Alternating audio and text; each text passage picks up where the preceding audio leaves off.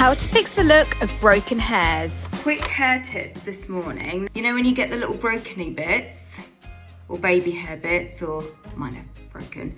Get your hairspray, put it on your fingertips, and then you're gonna use it like a little bit of structure, just on the areas you need it. So you've got broken bits there, let's get those down. And then you can always just spritz and then smooth. And that just keeps all those baby hairs or those broken bits just really in place for the day. Quick tip, hope that helps.